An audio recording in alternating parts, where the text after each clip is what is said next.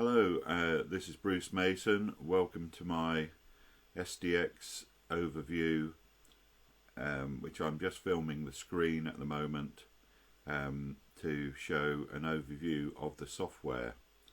I have got a single pad next to me and a small speaker to monitor the audio. You'll hear the tracker ball moving, which I'm on a remote tracker ball. And I'm videoing a remote screen, which is quite an old screen, so there is some distortion and flickering on the screen. When you power up the SDX, it boots from the first device in the SCSI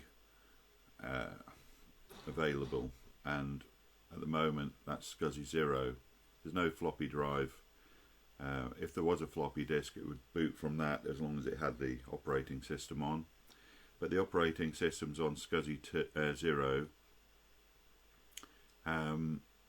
There's nothing in the card slot for 1, 2 and 3, which is a SCSI to SD device, and the main one that I'm using is on 0, 4, 5 and 6 SCSI. So that's got that out of the way. Hopefully it's booted from 0.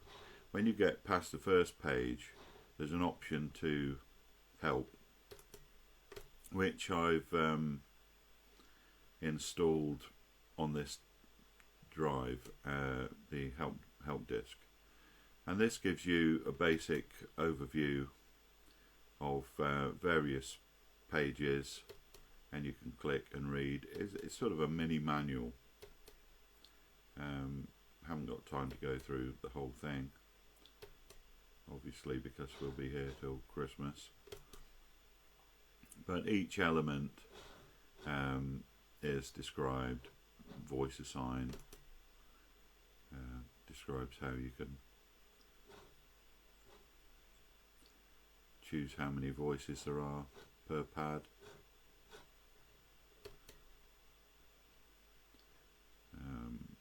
Let's see, parameter stack, sample assignment, instrument sample assign, which is one we'll look at. It allows you to edit individual drums, changing the samples.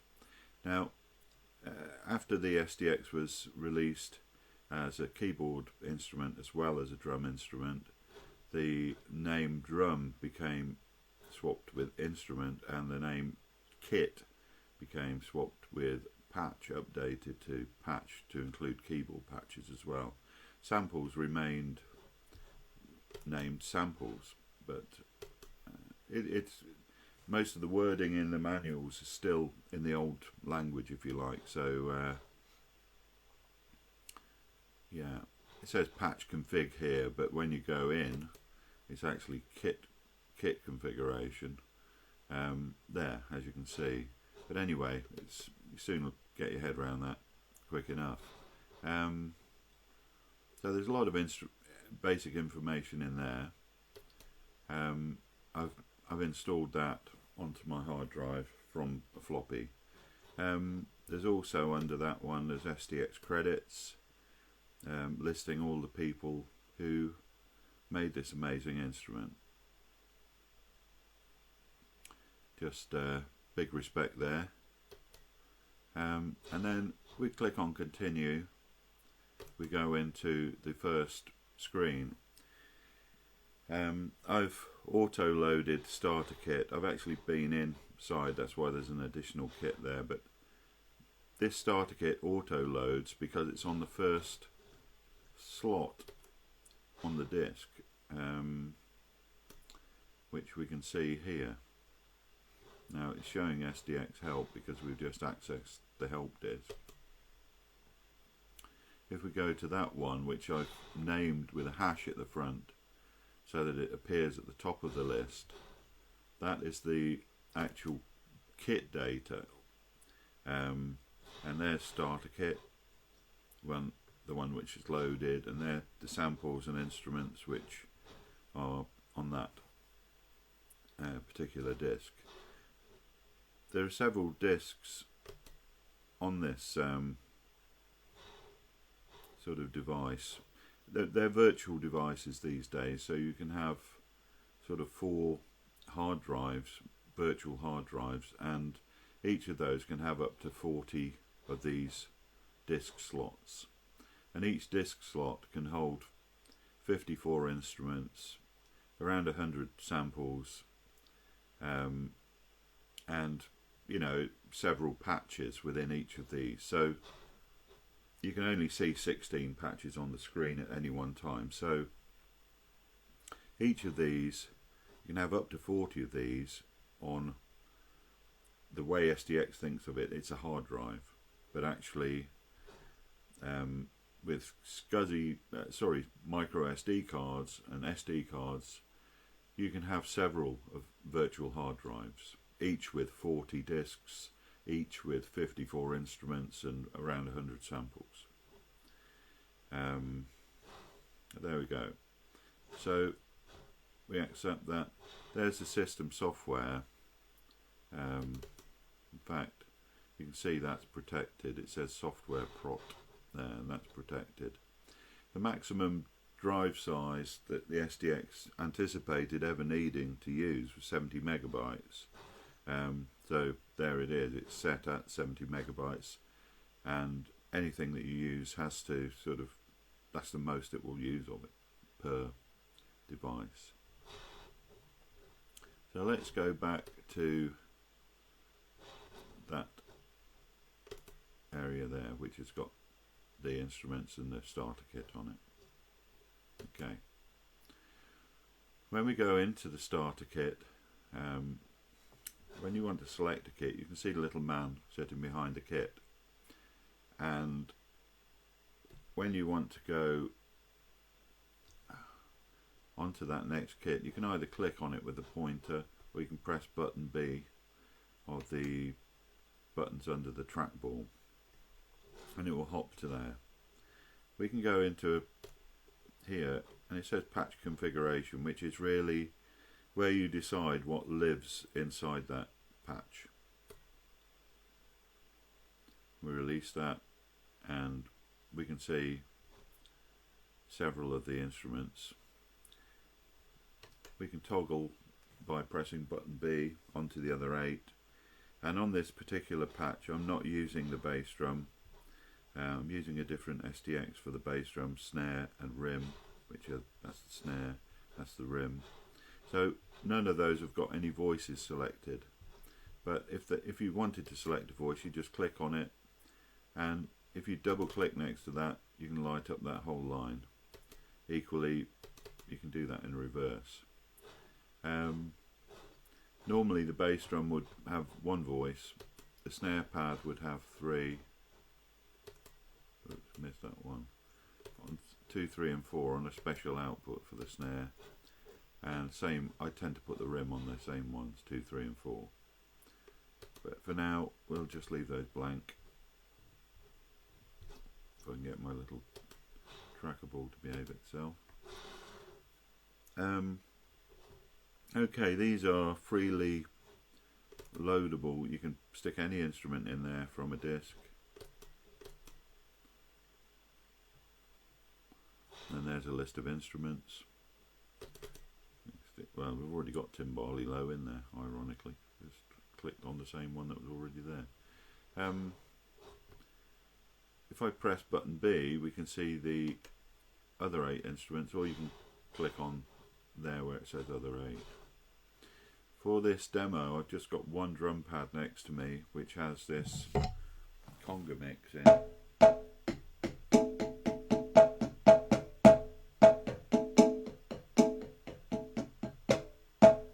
So you will hear the sticks striking the pad.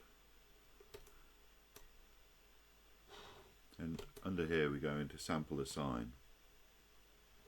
Now you can see there are a lot of different samples in here, and by right clicking on one, oops, I've pressed the wrong button, sorry, quit that, yeah,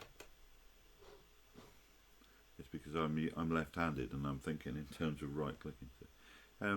You can right click on that or click button B and then click again, and it will paste it. So you're copying and pasting by doing that. or you can load a fresh sample from a disk.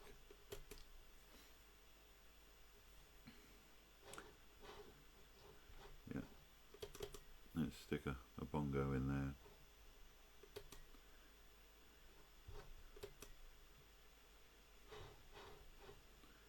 I'm wondering about timbales or something.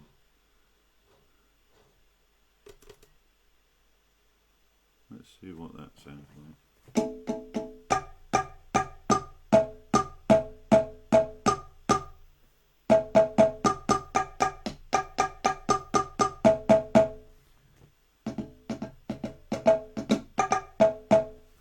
So that's sort of workable.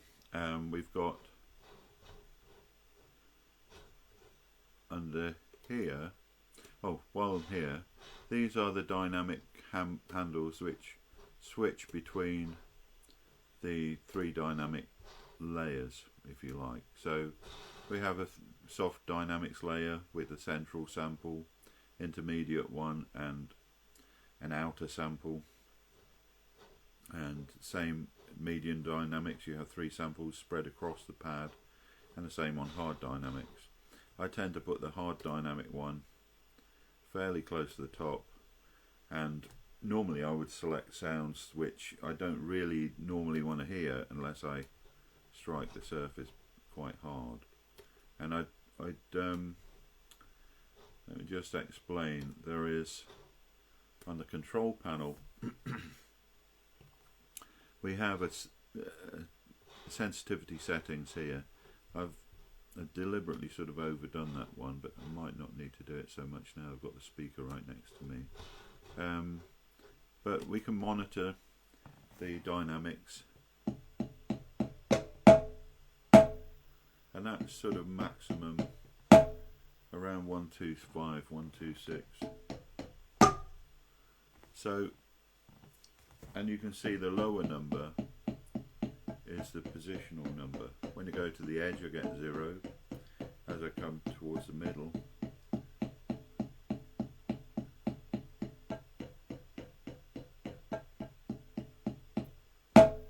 and the upper number of those two is the dynamic.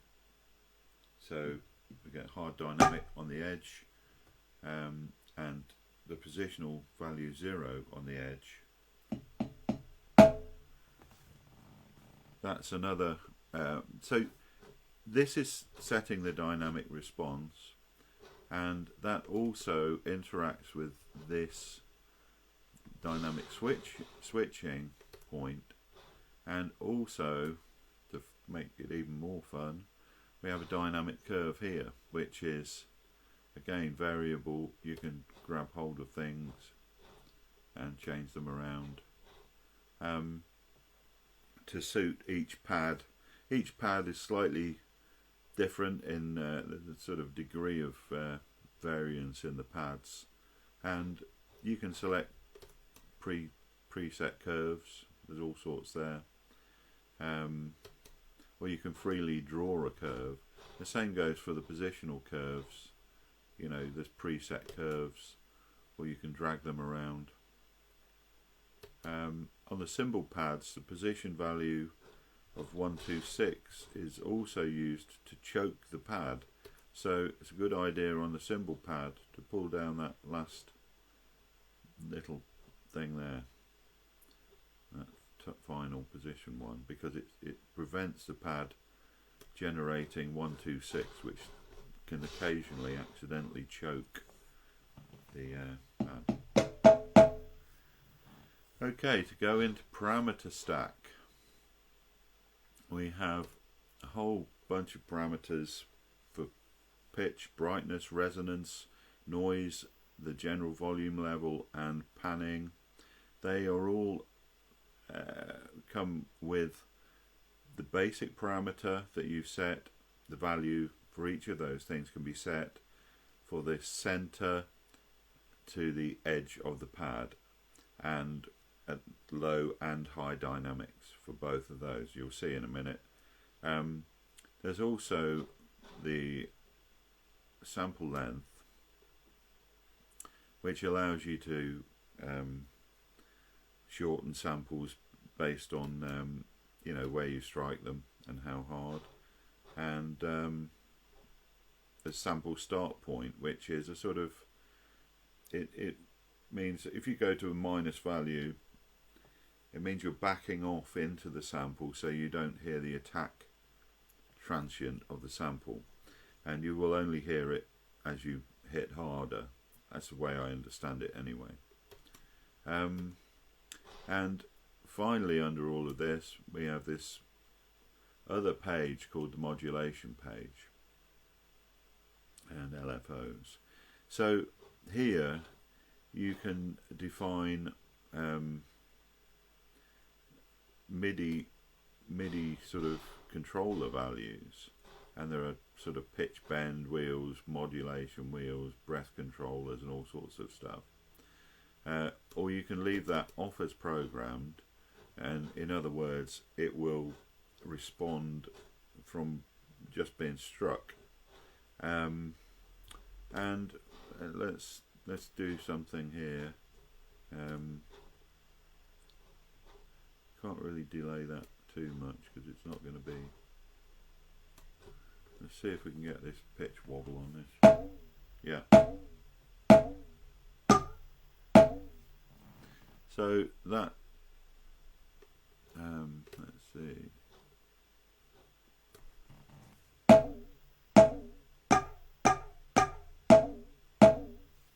Okay, even on a short sound, you can hear that it's having an effect. And if we had a longer sound, you could leave a longer delay. You can't really, we've not got a long enough sound to, and you could sort of introduce that that wobble.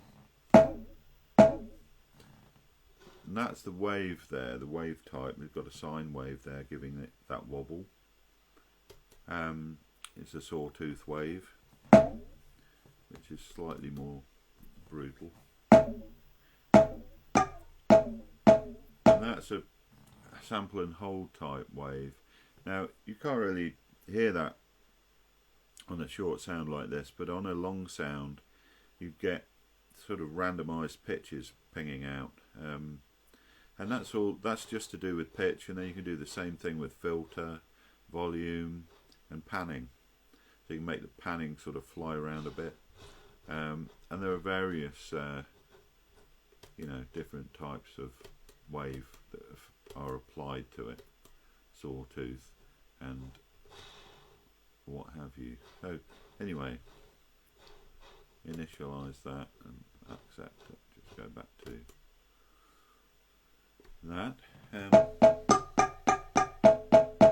we're back to a normal drummy kind of sound. Now if we go into the main parameters and we select, we can sort of go into that a different way, but okay, this is the main parameter page here. Now if I let's just bear with me. Okay, so if I detune the middle of this, right, that's the center, soft dynamics, and then if I make the outside a plus value,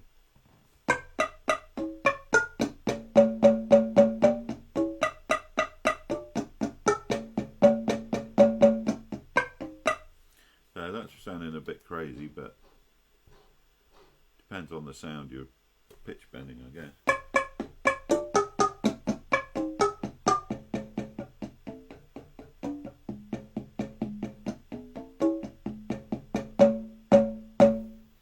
So if we go lower with that,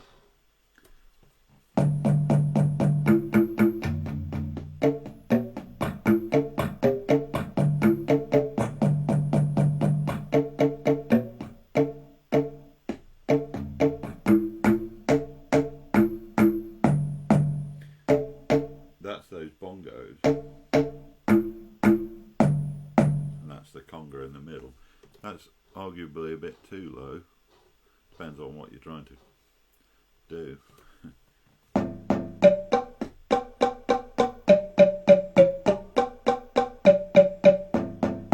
So we can hear those things changing. And then down here we have the envelope amount. Now this is the basic initial parameters being applied to the whole surface for the pitch. This is just the pitch. Okay, just here. I mean, if we did it with brightness and we go, it's already got a slight negative on the brightness.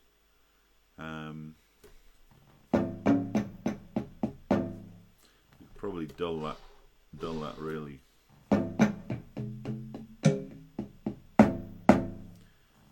Yeah, it's not very noticeable, to be honest. Not to my ears anyway. So let's go back to pitch. Now if we make the pitch do that, now that won't do anything initially. We've still got the same thing going on, but this, if we use this will make the pitch of the whole sound bend down, the actual whatever pitch you start at.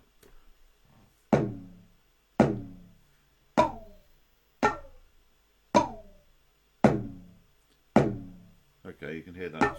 You can hear that bending down, a bit Mickey Mouse. But if we flip that, you hear it bending upwards, and you can make that happen more immediately if you've got a short sound. Maybe you want that bend to kick in more quickly.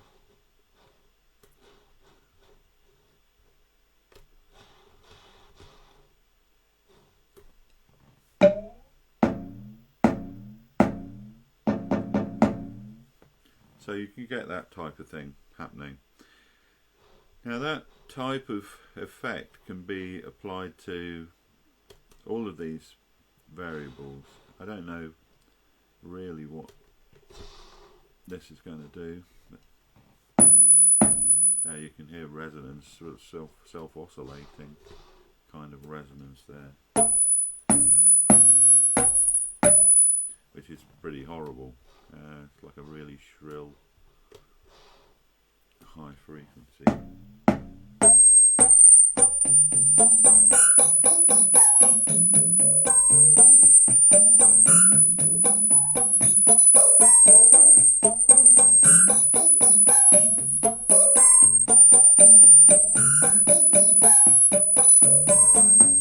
So, resonance. And you can do the same thing with noise. Let's get rid of that for now, that resonance, because it's pretty wacky. But, you know, the point being, this can get as wild as you want it to. You can add noise. I've never really... Yeah, some white noise in there now. It's not something I've ever really used. That's a lot of noise. Nearly all noise. Yeah. So, not really a noise fan. Okay, again, panning. I've only got a mono speaker here, but you can make something in the centre be perhaps to the left, and on the outer edge it could be panned over to the right. So you've got the left and right there, and the duration, and but this part here is the envelope amount. So you can make something start off on the left and play back over time and end up on the right, for instance, like that. Or you can make it go, if it's a long enough sound, you'll make it go backwards and forwards with a sort of M shape with this. If you get hold of that, if I can get hold of it. It's quite strange because I'm having to look at a computer screen and there's a slight delay in the visual info I'm getting. Okay, so come here. Right, so we've got a letter M there. Now, let's see if I can make that work. Of course, I won't be able to hear it anyway because I'm in mono, so I'm talking nonsense. Okay, let's come out of that. There's also, under special, there's a thing called setup print parameter mask. Print parameter mask. So you print, what that means is you can copy or print across the parameters that you've defined within this instrument. Say you've got another, say this is a tom-tom and you liked it and you wanted to stick it on 3 other toms. You could select these, click on that, and it will print it all across. I don't want to print anything across, so I'll deselect them. Okay, that's covered most of the parameter stack. Yeah, if we now go up to control panel, well, patch mixer, that's self-explanatory. The mixer is like any other mixer. Here's your volume, and I guess demonstrate that that's coming down. Yeah, it's off. Gradually bring it in.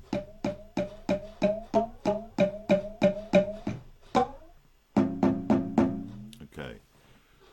Additionally, you can tune the thing here.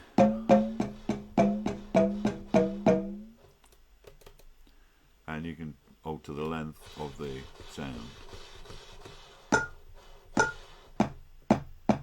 It's so short as to be inaudible. Okay, so that's basic stuff. Now, there's no value as a numerical value here. So what I tend to do is, let's just go back, show the other 8. Again, it's right click on the button B and it toggles between those. So quit this, and if we go back into, come here, sample assign, you can see that each sample has its own volume.